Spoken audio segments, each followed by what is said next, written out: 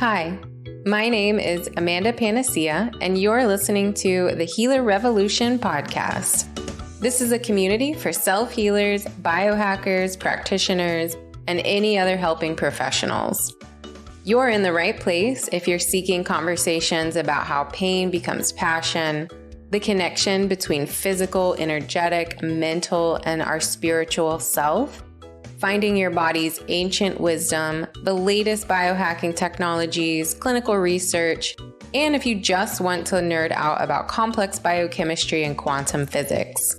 But this is also for entrepreneurs who seek infinite abundance and a supportive community. So pour a cup of King coffee or Sisters tea and let's join the revolution. Hi everyone, welcome back. This is Amanda, and today we're going to be talking all about HRV. I'm excited to be recording this in my new office back in Florida. So we are done traveling Asia, we're done traveling the world, and it's really nice to come back and to hopefully I'll get to decorate this space soon. But for now, talking about HRV is going to be so life-changing for you guys, hopefully, because I recorded a podcast on this topic in May, and I'm re-recording it because even since May, I have come into more of an understanding, and I wanted to give more in this episode than the shorter one that I did in May. If you enjoy this topic, head over to my Substack because I'm also going to record a bonus episode that is only available for the people subscribed to my Substack. I do have a lot of free articles over there, including some really good ones on the pH of the body and the mind and how the mind works. And of course, my principles and the way that I work and the foundations for what I like to teach. But then my paid Substack also goes deeper into like reading lab tests as well as what to do about things, answers, protocols, products, and things like that. So without further ado, HRV, you may have heard of me talking about this in the past. I found out that my HRV was super, super low in the end of 2023 when I first got an Oura ring. And I'm talking like 20, an HRV of 20. If you have an Oura ring or another device, you know that that is incredibly low. And if I had a bad night of sleep or had even just one drink of alcohol, or if I didn't feel good, like I had a cold, it sometimes hit 10, 12, which when I saw that, I was like, am I alive? Because that's extremely low. A healthy adult, you kind of want to see it around 50 to 100. I've even heard of people hitting 200, and these people are like very, very dialed in. So that's about as high as it could possibly go, is about 200, and 10 is the lowest I've ever seen. So um, I was on a mission to figure out why, because I was already feeling better by 2023. I was doing pretty well. I had never struggled with fatigue, and I also was doing all the circadian practices. I mean, I was practicing what I preach for many years, and I was just very confused as to why it was so low.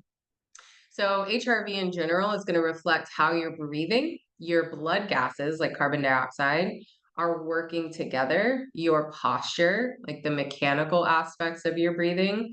When you inhale, your heart rises, and when you exhale, it slows. And this is called respiratory sinus arrhythmia. And it's a direct bridge between HRV, carbon dioxide tolerance, and vagal tone, or that how well the vagus nerve is working. So HRV, or heart rate variability, is the variation between each heart rate.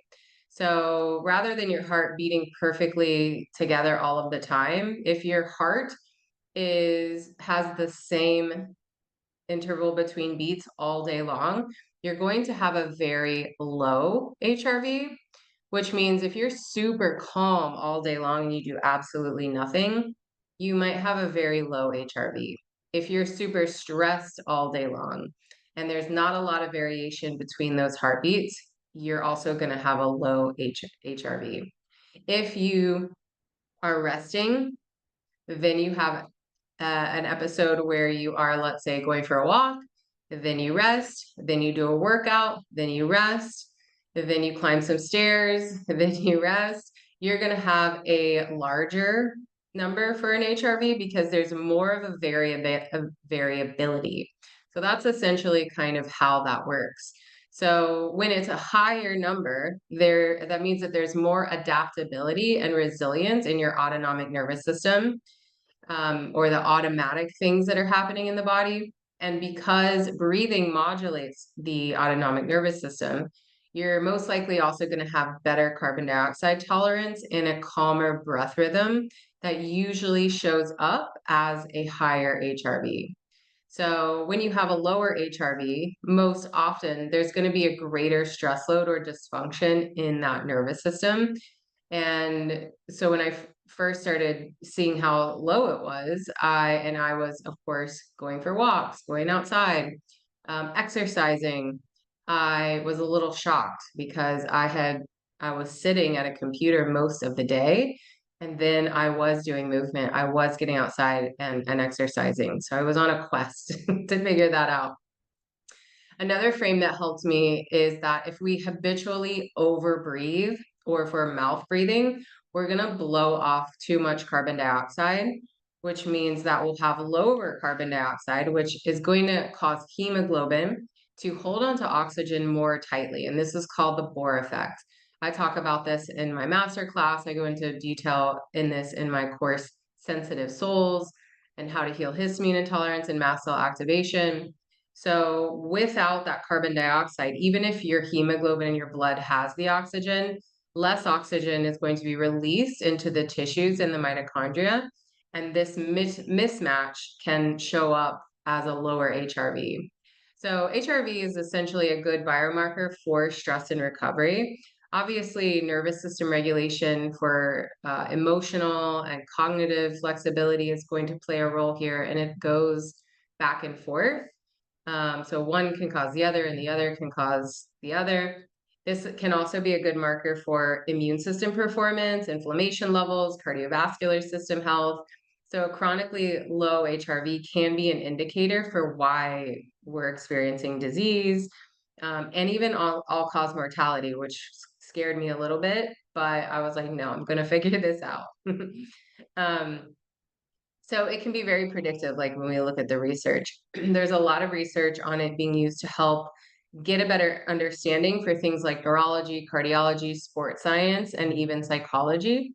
And it can be measured in a variety of different ways. In a hospital, you're an EKG or an ECG, an electrocardiogram is used, but you can also use something called oh gosh, I'm not going to be able to say this, photoplesiomyography or PPG. Let's just keep it as PPG. So that's like clinically, if there's something going on in the hospital, you'll have that measured. But then a lot of wearables will measure it. So I mentioned an Oura ring. I think that's what most people are using. Then things like the Whoop band will measure it, maybe an Apple Watch. And if you are measuring it with one device, you don't want to compare it to another one. You want to continue to use just the device that you use, because there is some variability in devices, how they actually measure HRV. So keep with one, and don't, if you go and get it measured a different way and it's a totally different number, that could just be the variation in the devices. Technically, the gold standard is what they would use in like a hospital setting. So keep it to one thing. And if you're worried about wearing a wearable, for example, the Oura Ring, you can put it on airplane mode so that it is not connected to Bluetooth. And then you just turn it on at the end of the day or in the morning, and all of the data will upload, so that you're not wearing something that's connected to Bluetooth or Wi-Fi and emitting those EMFs. The Oura Ring also only measures or shows the HRV after a night of sleep. So that night of sleep is kind of like your grade for the day before. So a lot of people will even just wear it at night, or even just wearing it one or two nights a week, I think, is what I've kind of doing. I'm kind of weaning away from wearing it too much, because I kind of know the data, I kind of know the pattern, and I trust my body now, and I trust the signals. and I don't really need the data to tell me anymore. I kind of know the plan that I'm on. So some things that are most often and most significantly going to affect your HRV are going to be stress is the major one, obviously. Stress changes your breathing. So there's the first thing. When we're stressed, we tend to breathe faster and we tend to breathe more into the upper chest, which is going to lower that carbon dioxide and raise heart rate. Both of those things are going to suppress vagal tone. And so when we're stressed all day long like that, our HRV is going to be lower. Essentially, sympathetic dominance, that fight, flight, freeze activation of the nervous system. And over time, it's you over breathing, having low carbon dioxide, low oxygen, and then that low oxygen delivery to tissues and cells is going to affect the mitochondria. So then we get into, okay, everyone says diseases are mitochondria based. That's one of the ways we can get into diseases of the mitochondria. Well, not diseases of the mitochondria, but the mitochondria not making adequate ATP and also not making the byproducts like easy water, like more carbon dioxide. So that's one of the ways that stress can really affect how well we feel. HRV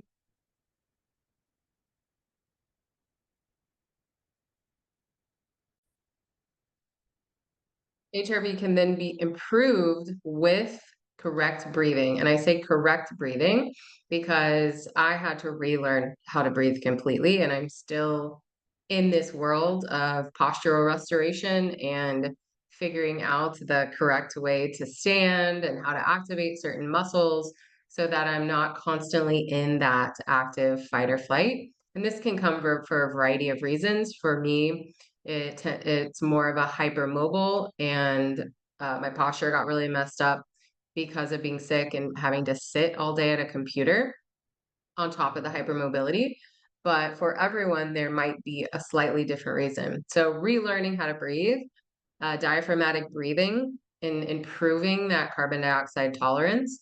Again, we go into this in the Sensitive Souls course and in my Monday groups, and also in my How to Heal MCAS and Histamine Intolerance Masterclass. So any of those, you can get more information. So thinking about also what else does being in a stress state do? Well, when we're looking at brain structures and the glands and the hormones, the HPA axis activation is also going to lead to elevated cortisol and adrenaline, and that's going to have a feedback suppression of parasympathetic activity. Our amygdala, which determines if something is stressful or not, is also being activated by past traumas, by triggers, and it keeps us in that fear-based loop, which is also going to keep that vagus nerve suppressed or leading to that poor vagal tone. It shuts down digestion. And when we're living in fear, when we are living with PTSD, or I like to call like mold PTSD, when we've had complex chronic symptoms for a really long time, we become hyper aware and hyper fixated on symptoms, and every little shift and change can drive us further into that stress, that limbic loop. And because we don't necessarily feel massively different day in, day out, it's keeping us in that sympathetic activation, which then affects our breathing and carbon dioxide and oxygen, and of course, mitochondria function. And you get the idea. It's a big cycle. The second thing that affects HRV that was, I feel like, really driving my own and a lot of the clients I worked with is going to be that body base, that hypermobility, EDS or Ehlers-Danlos syndrome, or anything on that spectrum, like anything going on with posture. Maybe not full-blown hypermobility, but maybe you've had scoliosis and your body has had to compensate for a number of years by putting weight in different areas. And this can kind of go hand in hand with stress, inflammation, and immune markers too. But it can definitely be a piece of the pie to address or look into. How can I physically support my body being in a less stressed state? So do you struggle with really tight muscles? Do you feel like you're hypermobile? Do you feel like you're on that spectrum at all? Your connective tissue or the integrity of like let's say your fascia, which also holds the memory of emotional traumas. And then we can think about carbon dioxide as a bicarbonate and our minerals and how the minerals also help to make up our fascia system and the communication between the connective tissue and the fascia and the brain and the nervous system. And we can think of this whole system as always communicating, not just what you're feeling, but also how you're standing. The communication from the bottom up, the body, it's not just do we have an infection, it's also am I sitting in a way that is pushing me further into a dysregulated posture? This is definitely not my wheelhouse, but I would encourage you to find someone who is very skilled in either postural restoration. That's the technique that I've found the most helpful. I talk about things like network spinal, which was also kind of helpful for me last year. Anything that can support strong, healthy muscles that are firing appropriately and lessen the overactive muscles or the loose joints or the loose ligaments or the weakened connective tissue that may also be driving some of the stress from the bottom up. Then I also think about how we're all hunched over. We're all in a posture that's looking at a screen. So not only is that junk lighting also a big stressor, but when we're hunched over, what is getting compressed? That midsection where the diaphragm is. So people, myself included, after a long day of working on a computer, I'd often feel like a tight burning sensation in the middle of the chest and the diaphragm. And I knew, I knew that I was just in the wrong posture for most of the day. So that also is going to constrict the breathing. That's also going to impact how and where the body is getting that air and how deeply you're able to breathe. And then, of course, if it's too shallow, then we have shallow breathing, lower carbon dioxide, and we're back into that cycle. Also, when we think about stress, if you have chronically overactive muscles and underactive muscles that are supposed to stabilize you, that can also be releasing lots of inflammatory cytokines. Like if you've got those really, really tight traps, that doesn't feel so good. There's a burning. Think about when you exercise and you reach that point where your muscles are just burning and you can't keep going anymore. There's that lactic acid that's getting released. So those inflammatory mediators also signaling to the brain, hey, not a time to relax. Next, since we're on the topic of inflammation, besides just how the body is experiencing time and space and how it's decided to hold you up, if we have chronic inflammation, whether that be from histamine reactions, autoimmunity, a standard American diet, drinking too much alcohol. So now we're moving into things that can affect the HRV that can kind of be things that you're either consuming or also not doing, right? So things like sunlight at adequate times, sunrise, sunset, these certain wavelengths of light can be anti-inflammatory. So we could either be consuming things that are causing inflammation, or we could not be getting things that lower inflammation.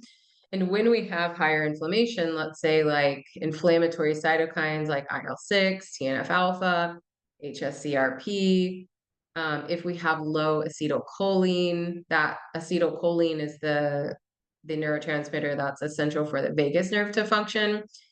Vagal tone actually is actually an anti-inflammatory pathway. So when we have higher inflammation, we're going to have oftentimes lower or poor vagal tone. And inflammation also shifts breathing patterns and mitochondria oxygen use. So we make less and less ATP per breath, the more inflammation that we have. Back to acetylcholine. So this is the neurotransmitter that helps all of the autonomic functions of our body. So that's going to be sleeping, blinking, digestion, breathing, thinking, swallowing, all of those things require acetylcholine. And it's also essential for, well, choline in general is also essential for the liver as well as for rebuilding cell membranes. So are we eating enough choline in the diet? All of these things can kind of affect that inflammation, I guess. And chronic inflammation is also going to reduce brain-derived neurotrophic factor, or BDNF. You may hear that in conversation, people talking about like brain health and things like that. So inflammation in general is a normal part of the healing process. We need it. But a lot of us are walking around with this chronic inflammation, maybe from, again, the food that we're eating, not sleeping enough, maybe from what we're consuming, maybe from what we're not doing, maybe from being chronically tight in certain areas, um, from where you live on the earth. Are you able to ground at all? So inflammation can come from all sides.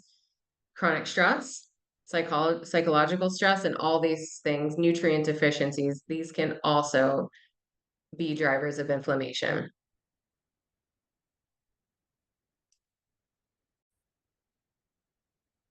So when we're looking to figure out how can I reverse my inflammation, we have to figure out where is it coming from? Is it mast cell histamine related? Is it from chronic infections? Am I getting enough light? Am I getting enough sleep?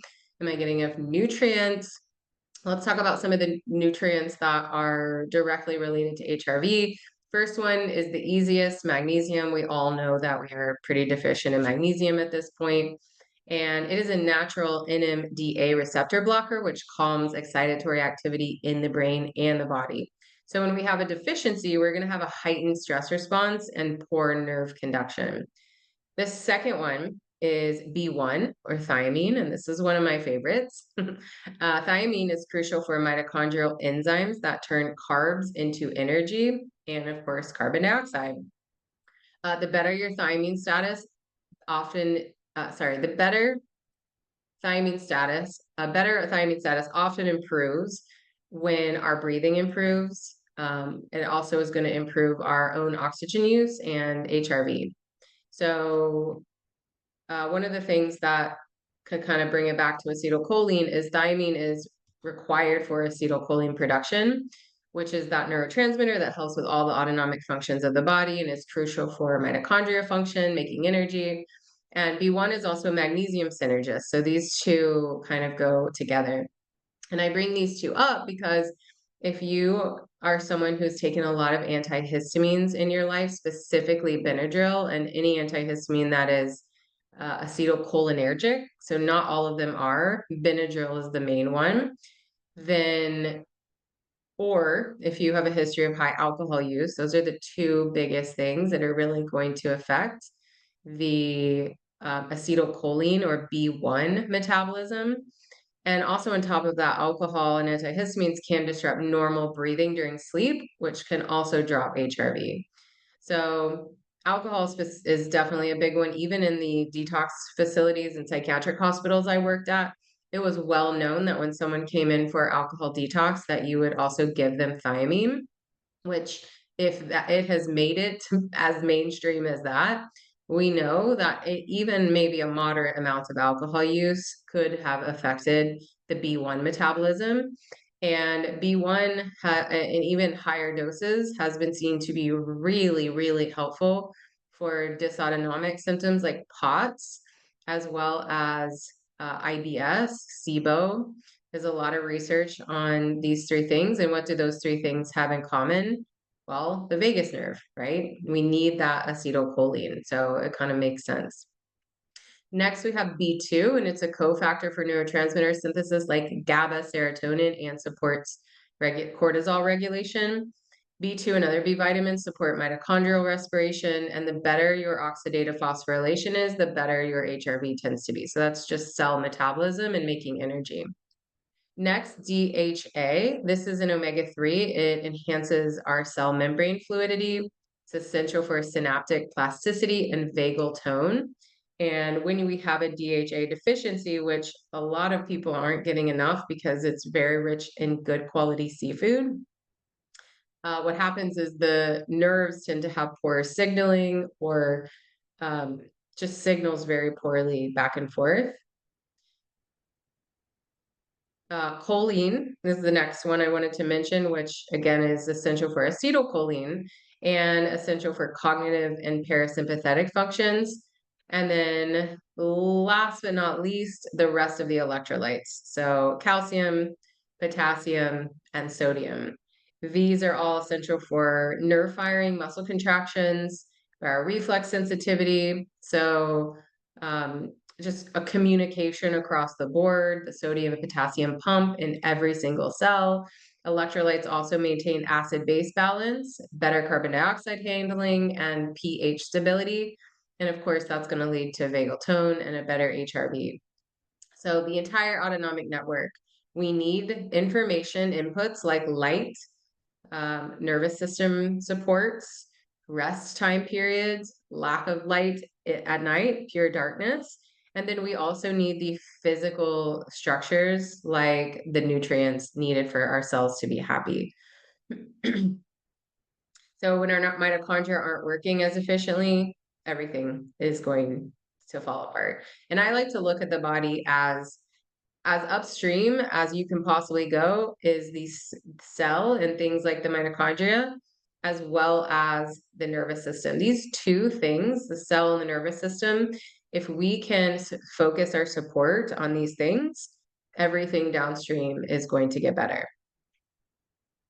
Next, let's talk about hormones. I have talked in the past about low cortisol affecting HRV because cortisol is not just a stress hormone. It also plays a really big role with inflammation levels. That's why they give you topical steroids or prednisone. That's literally hydrocortisone creams. It's synthetic cortisol. So it helps to lower the inflammation, but low cortisol also tends to, when we have low cortisol systemically or chronically, that means we're not going to be as good as regulating our own inflammation. And on top of that, low cortisol tends to raise resting breathing rate for some people, which is going to affect that carbon dioxide and then HRV. There are some theories that there are genetic reasons why people might have lower cortisol chronically. I definitely have had low cortisol, like really flatlined throughout every time I've tested, going back as far as 10 years. And I don't struggle with fatigue. So I assume there might be something either cell membrane wise that is the reason why the cortisol is so low for me.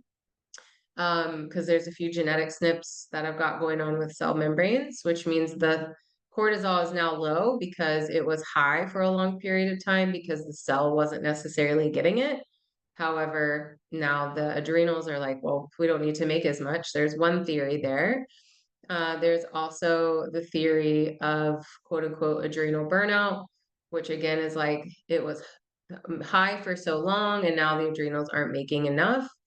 However, I'm more of a fan of the resistance theory, as kind of like with insulin resistance, your cells stop responding to it, and that's why the adrenals aren't making enough. Now, I chased that marker for a long time, and I've never struggled with fatigue, literally ever.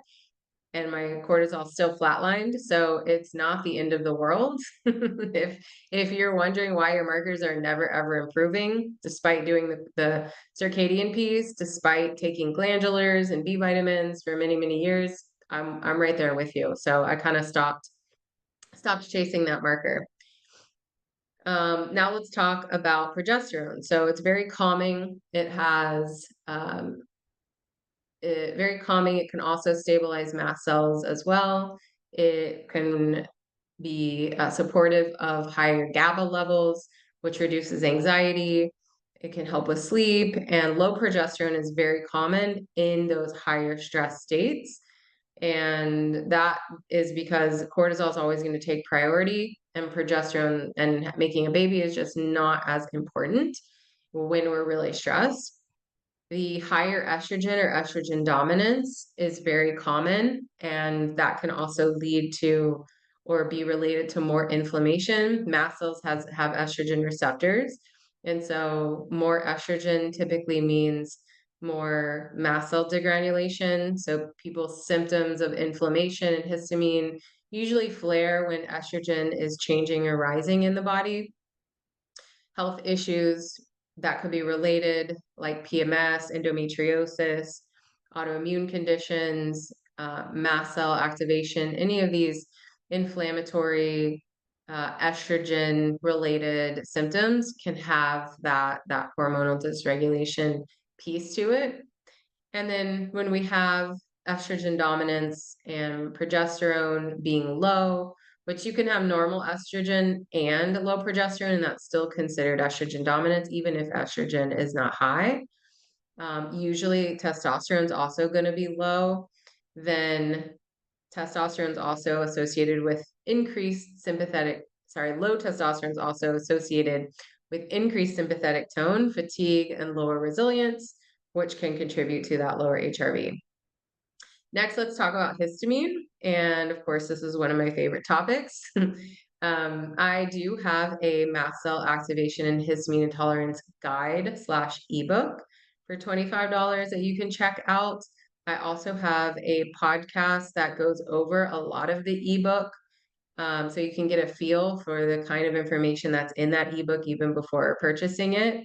I do update it regularly with new things, new treatments, new products, new insights. So you get to keep its lifetime access. And then I also have my masterclass, How to Heal Histamine Intolerance and MCAS. That's only at $47. And then Sensitive Souls is not directed completely to mast cell, although it supports any and all conditions because it supports our biology at the physiological level because we're all human. So histamine essentially is an inflammatory mediator that is released when mast cells determine that we've encountered a threat. Histamine also influences airway tone and breathing patterns. So when breathing rate creeps up, carbon dioxide can drop and then HRV is going to follow. So inflammation, stress, mast cells degranulate more, mitochondria aren't getting enough oxygen. It's a vicious cycle that kind of leaves us in this, how do I get out of this trap? And we'll get into that in a bit. Histamine stimulates H1, H2, and H3 receptors in the brain and the body, which can increase your heart rate. So that can also tank your HRV. It also increases blood pressure and alertness, hallmark activation of the sympathetic branch. And histamine can also reduce vagal tone and parasympathetic activity. It's very stimulating. So I think this is also a reason why many of my MCAS high histamine clients also struggle with this low HRV. Although again, there is definitely an overlap with the genetics with POTS, hypermobility, mast cell, and histamine. And then as we age, as we get older, hormones, things start to happen. We get an injury, we get an illness. We're going to have higher inflammation from time to time.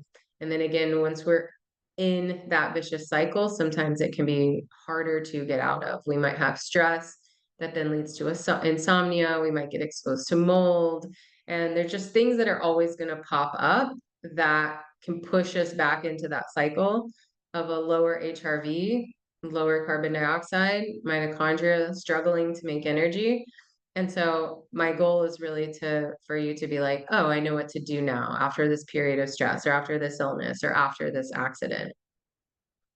So let's talk about one more thing before we get into solutions. So neurotransmitters, histamine kind of falls into this category, but neurotransmitters are going to be chemical messengers that play a role. So we kind of hear very, very basic information out there, like dopamine helps with motivation, serotonin helps with happiness.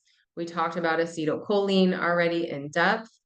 But dopamine balance also tends to, like when your dopamine is balanced, it tends to slow your breath back to normal, which will help the carbon dioxide and the HRV. Serotonin as balance is also going to support that. It supports mood and sleep. So most of serotonin is made in the gut because, or most of serotonin is made in the gut. So if somebody has a lot of gut stress from maybe the other things we've already covered, that can impact serotonin. GABA is the anti-anxiety neurotransmitter, and that is also going to help support a higher, healthier HRV because it's very calming. It helps to activate parasympathetic activity. And then, of course, we have acetylcholine, which we've talked about a lot with activating the vagus nerve. So neurotransmitters, they can be supported by, we want to produce them.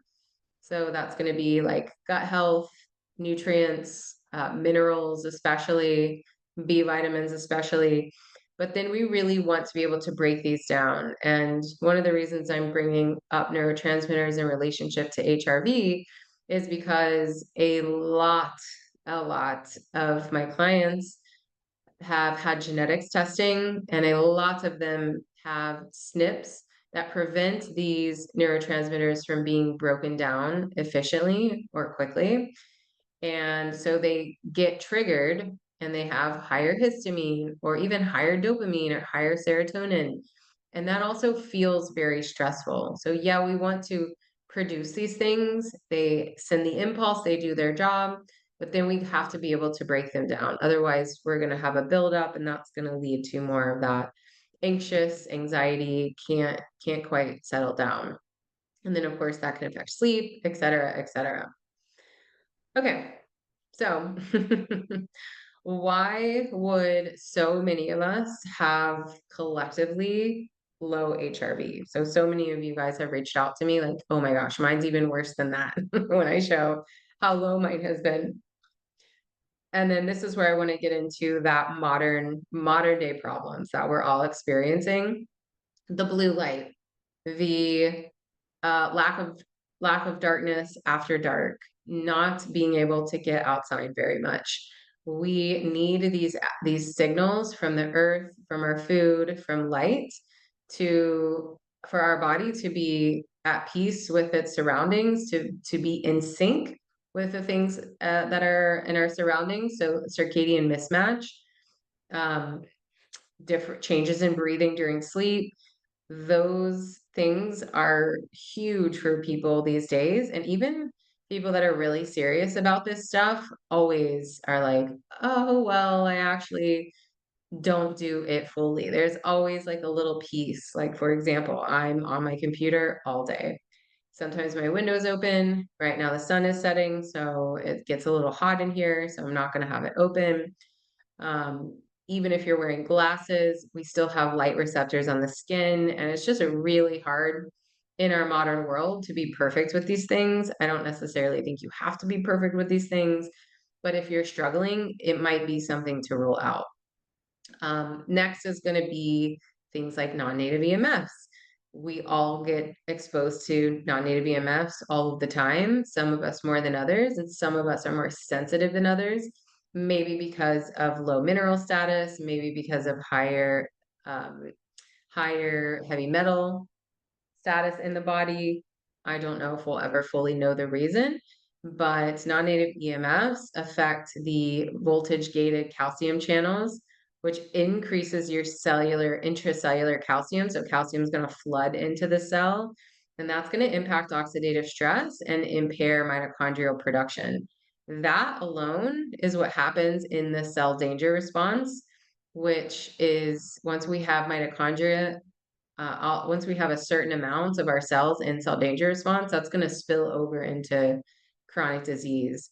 Also, non-native EMFs while we sleep, that's going to disturb REM sleep. It can elevate our breath rate at night and can obviously affect HRV the next morning. So things to try for that, obviously get really serious about the circadian piece. That's always my first step for people because light is probably the lowest hanging fruit. You can also experiment with mouth tape. I'm not a fan of mouth tape. My lips are really sensitive, so I literally can't wear it. But if you do choose to do that, or if you think you might struggle with sleep apnea, which is also a very hypoxic state, meaning your cells aren't getting the oxygen they need, mitochondria are struggling, get the mouth tape with holes in it, or that just goes over the lip. So there's ways in which your mouth can actually open to breathe. Most of us aren't getting adequate nutrition. A lot of us have unstable blood sugar. A lot of us are very cellularly dehydrated from not being as connected to the earth, not getting enough light, drinking water that's not mineralized and structured. These are all really low-hanging fruit. That is the bulk of the Sensitive Souls course that we can work on to in practice to become less sensitive. So that entire course is based on quantum biology and how to really give your body the correct inputs so that then it can do what it needs to do. Therefore, your nervous system is less sensitive, the immune system is less sensitive, and then we can start to move the needle. Another thing I wanted to cover in regards to things a lot of people are dealing with is lower blood volume. So lower blood volume and POTS. I just did a Substack on this on how to heal POTS, dysautonomia, and heart palpitations. If you struggle with this, head over there. There's temporary solutions, there's solutions to do every day, and then there's the long-term things. That's what's gonna completely reverse POTS and dysautonomia. So a lot of these two things overlap. And again, for Substack, $10 a month, you can read both of them, the bonus episode for the HRV and that article, plus all the other ones. But lower blood volume is very common.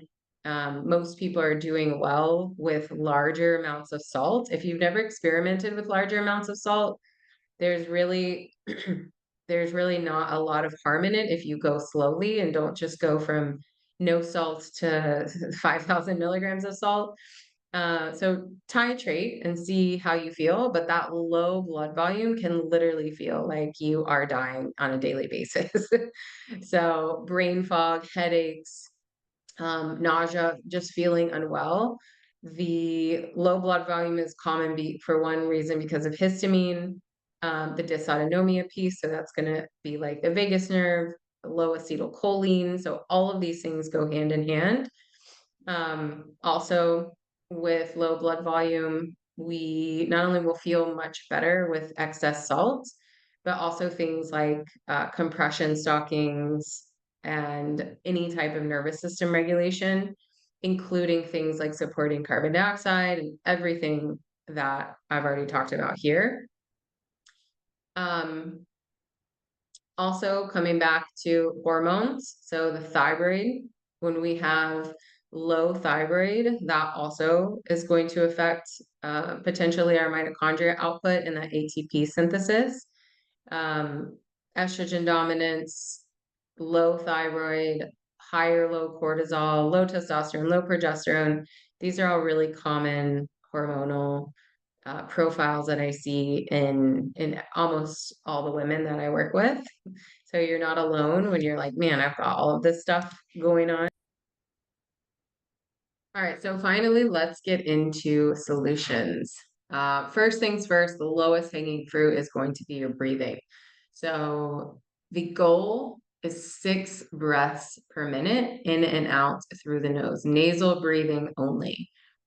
And if this sounds like an impossible feat, trust me, I'm right there with you. I am a chronic overbreather, and this is part of that nervous system, the autonomic nervous system that takes a lot of practice to shift. So don't beat yourself up, have that compassion. Practice diaphragmatic breathing, practice becoming more carbon dioxide tolerant. In the bonus episode in the Substack, I'm going to have some instructions and some links to some breathing exercises that you can do. But you can search for these things on YouTube already, that nasal breathing, carbon dioxide tolerant type breathing, diaphragmatic breathing. At night, you want to sleep in pitch black, cover up even the littlest little lights on things. do your best. Don't be perfectionist about it. Don't be obsessive about it, but you cover them up once. You don't need to uncover them again. Get blackout curtains. You only have to do this stuff once. Of course, light in the day, especially sunrise, UVA rise around 10-ish, vitamin D in the middle of the day, UVB light, and then sunset. Sunrise and sunset are the two most anti-inflammatory times of day. Middle of the day is going to give you that vitamin D for supporting that healthy immune system. You can, if you're able to, zone 2 cardio for oxygen use. That's going to support the mitochondria. Zone 2 cardio is not as intense as, like, if you're thinking running, it's not that. You can still breathe through your nose and talk in short sentences, and that's probably one of the best ways to improve HRV because it trains your mitochondria to use oxygen differently. So you're increasing demand without blasting your carbon dioxide to zero and pushing yourself into panic. So zone 2 cardio might look different for every single person. Then, of course, minerals, nutrient deficiencies like the magnesium, the rest of the electrolytes, B1, B2. There's a certain protocol. Well, there's an order that I like to go in for B vitamins for people who are really sensitive, that I have listed in my programs and in my MCAS and histamine ebook that you can check out if you feel like B vitamins make you way too overstimulated. And then, of course, looking at the entire mineral system together, because the electrolytes are just one little piece of that puzzle. And with mineral balancing and using HTMA, we go in the order and in the way that your body is ready for, that your body is asking for. And I do mineral balancing with people who tend to be really, really sensitive. So if you tried to do it in the past and you couldn't, we would work out the protocol and the plan depending on your results together, and not just cookie cutter the way that everyone has always done it. Because as long as you understand the mineral interactions and how slow someone needs to go and the other factors that are affecting how sensitive someone is, then we can figure it out. We can work it out. And then, of course, molecular hydrogen. I can't say this enough, man. Molecular hydrogen just really does everything. Molecular hydrogen supports healthy oxygen use in the body. Now, it's not going to correct a posture problem. It's not going to fix hypermobility. There are things and ways that you have to do things outside the box, like I'm doing postural restoration that can help rewire the nervous system, somatic work, trauma work. If you feel like you're really stuck in fear and limbic loops, that, of course, is an excellent idea. But from a bioenergetic, biochemical lens, molecular hydrogen is bar none the best thing that you can do. And past podcasts, I have had guests on that talk about the Holy Hydrogen Machine. That's the one that I've been using for a year and a half. It was life-changing when I found it. And if this comes out in time, they're doing a Black Friday sale through December 3rd for $500 off the machine. And my discount code is Panacea for that total of $500 off. So check out my Substack for deeper information. If you're a practitioner, you're going to want to read the Substack. We'll go into how to work with clients on this to get their HRV up. And I will say, after about a year of really focusing on this stuff, my HRV is higher. Sometimes it hits 50, which is still not that amazing. But it's usually in the 35 to 50-ish range now instead of 20 to 25. So I do still have some work to go. But this year of traveling, I mean, airplanes that are very dehydrating, big asthma flare in Vietnam. I'm actually surprised my HRV is doing so good still. So you can get there. It's multifactorial, and you're probably like, yeah, I've got all that stuff going on that she's talking about. No wonder my HRV is so low.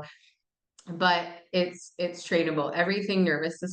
Your nervous system is shaped by your experiences, by how you're moving, thinking, breathing, and we can change all of those. We can shift those things to allow your nervous system to have a different experience. So thank you guys for listening. I will see you guys next time. Thank you, everyone. I am just so thrilled that you're listening to the Healer Revolution podcast. This has been a huge passion project for me and super therapeutic on top of that, helping me to use my voice and connect with other like-minded individuals.